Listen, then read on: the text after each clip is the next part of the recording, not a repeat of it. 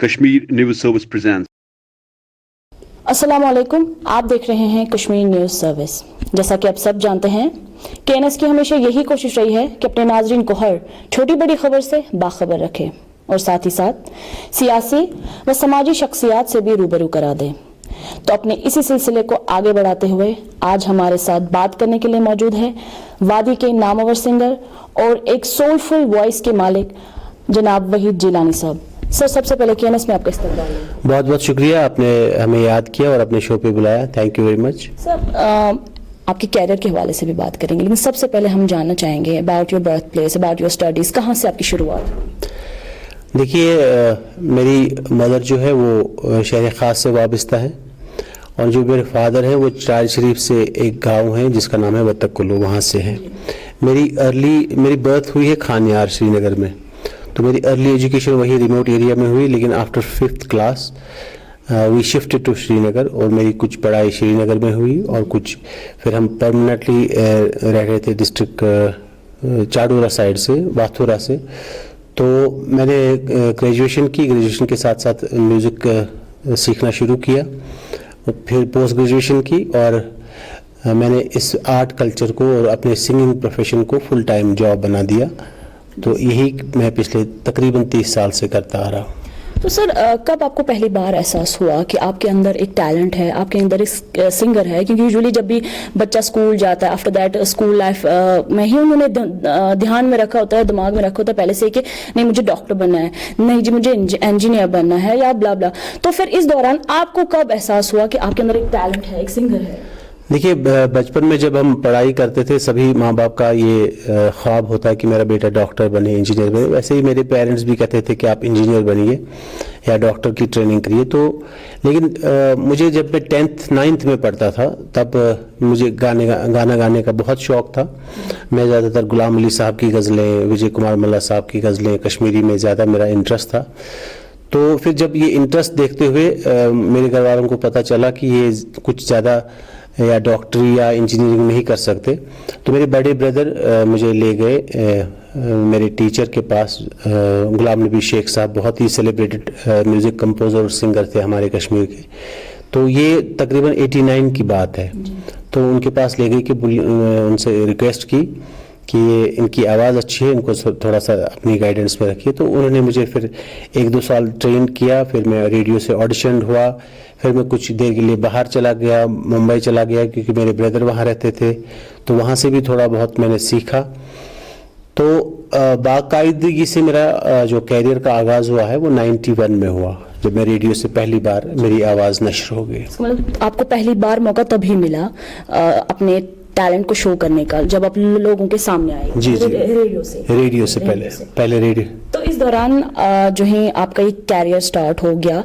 तो ऑब्वियसली जब भी एक बंदा किसी कैरियर, मतलब स्पेशली जब आर्टिस्ट को देखें तो एक स्ट्रगलिंग पीरियड आता है, तो हम उस बारे में जानना चाहेंगे।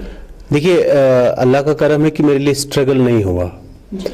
मुझे ऐसी गाइडेंस मिली और शायद अल्लाह ताला ने कुछ ऐसे टैलेंट से नवाजा था कि मुझे ज़्यादा कोई स्ट्रगल नहीं करना पड़ा। जब भी मैं रेडियो गया तो मेरा पहला गाना रिकॉर्ड हुआ, तो उस पहले गाने से ही मुझे लोग पहचानने लगे। और जो इस फील्ड से वाबस्ता लोग हैं, म्यूजिशियंस हैं, म्यूज़िक कंपोजर्स हैं, उन्होंने मुझे बहुत इनकरेज किया और आज तक मुझे स्ट्रगल के लिए पीछे मुड़ के नहीं देखना पड़ा है। तो सर, वो कौन सा ऐसा पहला गाना था जिससे आपको फेम मिला, जो आप बोल रहे हैं? रेडियो से मेरा पहला गाना एक मेरे दोस्त थे अजीज़ मरहूम रशीद फराश साहब, उनके साथ रिकॉर्ड हुआ, वल्लाह में वदान गाश सत्यो मैं मत्यो हो। ये गुलाम नबी शेख साहब की कंपोजिशन थी, उनने पहला गाना मेरा रेडियो से रिकॉर्ड किया। तो जब ये ब्रॉडकास्ट हुआ तो विद इन नो टाइम लोग हमें ढूंढने लगे, ये वही जिलानी कौन है, आवाज़ अच्छी है। मैं बहुत छोटा था तब, तो इसी गाने से पहचान मिली। फिर इसी गाने से, इसी दिन से हमारे अच्छे दिन शुरू हो गए और कैरियर की शुरुआत हो गई। जी सर, तो जो है as a career, as I told you, आपने स्टार्ट किया, तो कोई ऐसा गाना जो आपके लिए अभी तक आप गुनगुना रहे होंगे जिससे आपको फेम मिला? स्पेशली एक गाना है जितना में मेरा ध्यान है, वो दई खर कर put all of this, one of my favourite आपका। तो प्लीज आप हमारे सामने, हमारे व्यूअर्स के लिए देखिए, गाने बहुत हमने, जो एक आर्टिस्ट का पहला प्लेटफॉर्म होता है वो रेडियो ही होता है। मैं अपने इस जम्मू कश्मीर की बात करता हूँ। बाहर बहुत सारी अपॉर्चुनिटीज़ होती हैं, बहुत और प्लेटफॉर्म्स होते हैं जहाँ से आर्टिस्ट अपना टैलेंट दिखा सकता है, लेकिन यहाँ लिमिटेड रिसोर्स होने के बावजूद के बायस हम सिर्फ रेडियो से अटैच रहे, क्योंकि हालात भी ख़राब थे उन दिनों 90s में। मेरा यही पहला गाना बहुत ज़्यादा चला। उसके बाद भी कई और गाने बहुत रेडियो से, फिर मैंने दूरदर्शन का रुख किया, वहाँ से बड़े बहुत ही अच्छे गाने हमारे रिकॉर्ड हुए और वो नश्र हुए। उसके बाद जैसे आपने कहा कि दोइखर कर उस पुताल दिस, वो गाना भी बहुत चला, 10 साल चला के लोगों के जहनों में अभी भी जब बजता है तो वो है। उसके बाद अर्जमाल का एक और गाना था, हन हन छमलोल चाइन बेरे। गाने हर साल, मतलब अगर हम 10 गाने 20 गाने रिकॉर्ड करते थे, 2-3 गाने बहुत लोगों को पसंद आ ही जाते थे। तो मेरा मोटिव, सोल मोटिव जो था कि मैं अपने कश्मीरी मौसीकी की खिदमत करूं और अपने आर्ट कल्चर की खिदमत करूं, अभी तक वही कर रहा हूं। तो आपने अपने, जैसा आपने बोला, आपने इस आर्ट के लिए क्या कंट्रीब्यूट किया, क्या कंट्रीब्यूशन दिया है अभी तक? देखिए, कंट्रीब्यूशन वो तो लोग ही बता सकते हैं। मैं अभी, जैसे मैंने कहा, 90 से वाबस्ता हूँ, तकरीबन 30 साल हुए। सबसे कंट्रीब्यूशन जो है, मेरी आवाज़ जो मैं गाता हूँ वो प्रिजर्व है लोगों के पास। दूसरा ये है कि मैंने कोई और जॉब नहीं किया। हालांकि मुझे गवर्नमेंट जॉब मिला था, मैंने 2-4 साल उसमें काम भी किया government of Jammu and Kashmir में, लेकिन मैंने उसको सेक्रीफाइस करके फुल टाइम, पूरा टाइम देने के लिए इस आर्ट कल्चर फील्ड और मौसीकी के फील्ड को, वहाँ से जॉब रिज़ाइन किया और फुल टाइम आर्टिस्ट बन गया। तो कंट्रीब्यूशन ये किया कि बहुत सारे लोग इंस्पायर हुए हमसे, थोड़ा सा सीखा भी कुछ लोगों ने हमसे। कंट्रीब्यूशन ये है कि I was the only A top singer इस साल 20 तक, मतलब 20 साल। तो मुझे बहुत कम उम्र में टॉप ग्रेड मिला था directorate of all India radio Delhi से। ये कंट्रीब्यूशन है कि मैंने बहुत सारी इंटरनेशनल फॉर्म्स पे अपने कश्मीरी कल्चर और कश्मीरी म्यूजिक को रिप्रेजेंट किया। वही मैं जानना चाहूंगी, आपने कश्मीर को कहाँ रिप्रेजेंट किया, चाहे वो नेशनल लेवल पे हो चाहे इंटरनेशनल लेवल पे? देखिए, नेशनल लेवल पे तो हर जगह तकरीबन किया। हिंदुस्तान में जितने भी बड़े फेस्टिवल्स होते हैं, बड़ी कॉन्फ्रेंसेस होते हैं, बड़े शोज होते हैं, जो जितने भी बड़े शहर हैं वहाँ किया है। इंटरनेशनल लेवल पे अभी मैं लास्ट ईयर जर्मनी गया था एक म्यूजिक कॉन्फ्रेंस के, कश्मीर को वहाँ रिप्रेजेंट किया मैंने। कश्मीरी मौसीकी के बारे में वहाँ को लोगों को बताया और एक पेपर पढ़ा वहाँ पे। दुबई में बहुत बार गया हूँ अपने कश्मीर की मौसीकी और यहाँ के जो इंस्ट्रूमेंट्स हैं उनको लेके। मैं यूके 10-12 बार गया हूँ अपने कश्मीर को रिप्रेजेंट करने के लिए। और भी बहुत सारे ममालिक हैं। इस साल बहुत सारी जगह जाना था, लेकिन अभी ये पैंडेमिक की वजह से वो सारा होल्ड पे है। गर्ज जहाँ भी मौका मिला हमने अपने कश्मीरी मौसीकी और कश्मीरियत को रिप्रेजेंट किया। जी सर। तो इस दौरान आपके ऑफिस जब आपसे स्टार्ट किया होगा तो आप किसको सुनते थे ज़्यादा, कौन आपकी इंस्पिरेशन रहा है? मेरी इंस्पिरेशन, मैं बहुत ज़्यादा गाने गुलाम अली साहब के सुनता था, मेहदी हसन साहब की गज़लें सुनता। मेरा पहले से ही रुझान जो था लाइट म्यूज़िक की तरफ था, जो हल्का फुल्का गज़लें गाने का। और कश्मीरी में मैं शमीमा आज़ाद जी, कैलाश मेहराज जी, विजय कुमार मला साहब, गुलाम हसन सोफ़ी, राज बेगम, गुलाम नबी शेख साहब, जितने भी नाम थे बड़े, जो जितने भी अच्छे गाने उनने गाए वो मैं सुनता था और गाता था, और वही सुन के मैं इस फील्ड में आ गया। तो सर, जो ही आपको लोग सुनते हैं, ऑब्वियसली आपको जानने लगे हैं, तो कैसी वो फीलिंग रही है? फीलिंग बहुत अच्छी रहती है हमेशा, आपको लोग जब अप्रिशिएट करते हैं, क्योंकि मैं समझता हूं कि इस फील्ड में, आर्ट कल्चर के फील्ड में, कोई भी परफॉर्मिंग आर्ट हो, मैं समझता हूं लोगों की अप्रिसिएशन से बढ़कर कोई चीज़ नहीं होती। तो हमेशा जब भी लोग तारीफ़ करते हैं या अप्रिसिएशन करते हैं, इनकरेज करते हैं कि आपने ये काम अच्छा किया, या आपने यहाँ अच्छा गाया, आपने ये ऑर्गेनाइज बहुत अच्छा किया, तो फीलिंग बहुत अच्छी होती है। तो आपके कैरियर का अभी तक का फेवरेट सॉन्ग कौन रहा है? हमारे लिए थोड़ा अपनी आवाज़ में गुनगुनाएं। मेरे फेवरेट सॉन्ग बहुत सारे रहे हैं, क्योंकि जब भी कोई कंपोज़र या कोई सिंगर कोई गाना तैयार करता है तो उसके लिए सब मेहनत तो सब गानों में लगती है। फिर ऊपर वाले की मर्जी होती है, किसी में ज़्यादातर फेम मिलता है या कोई ज़्यादा लोग सुनते हैं। तो अभी तक जो बहुत ज्यादा गाना चला है ये तो यही दवाई खर करुस ऑल ऑफ दिस वो चला है, और भी बहुत सारे गाने हैं। और जो आपका पर्सनल फेवरेट कौन रहा है? यही है दवाई खर करुस, ये मैं ज्यादातर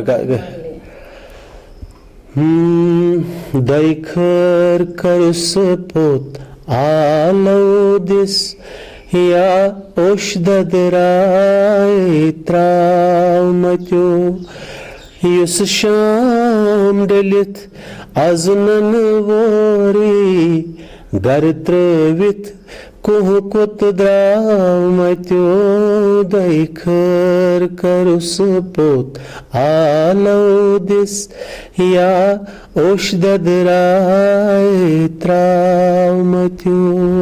थैंक यू सर।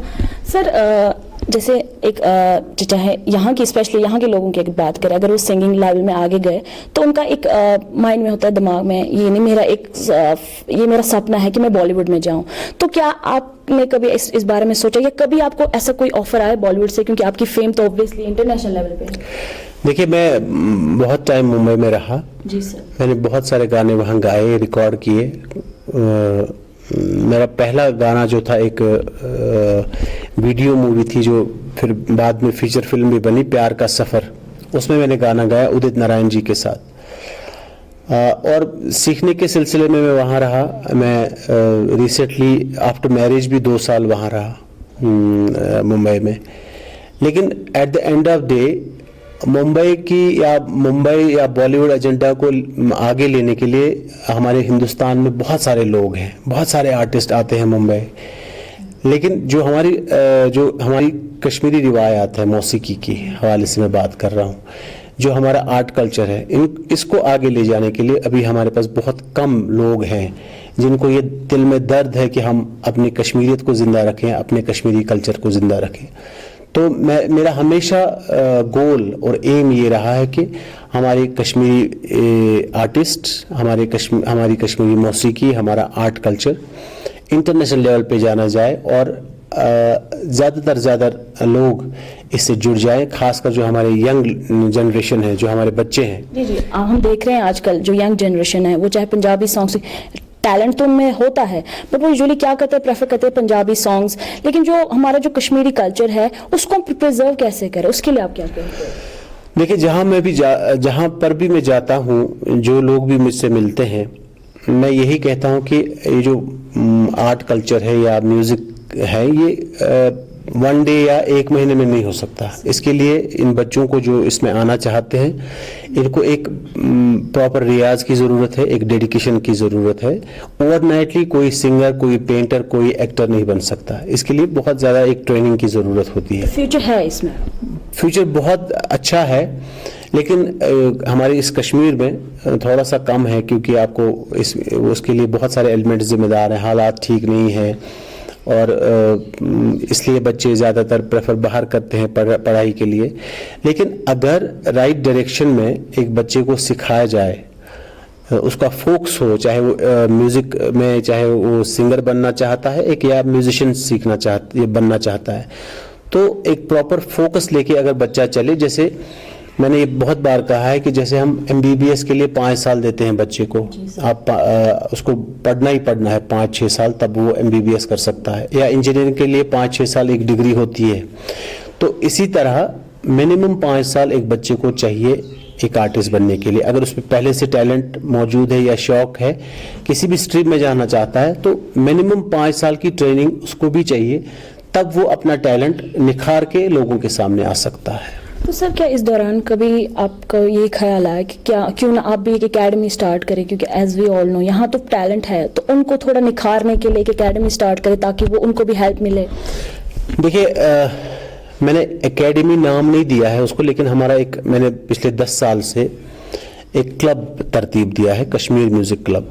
उस क्लब के तहत हम हर साल 2 दिन या 3 दिन का फेस्टिवल करते हैं, जिसमें हम 100-150 आर्टिस्ट को 2 दिन परफॉर्म कराते हैं, अवार्ड्स देते हैं।